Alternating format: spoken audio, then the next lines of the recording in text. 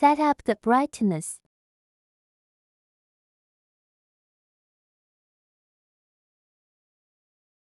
Press Shift and Display keys to display utility menu. Press System Setup Soft key and press User Settings Soft key, then Display Options Soft key. Use the arrow keys to adjust the brightness and press the N to save the setup. Reboot the multimeter.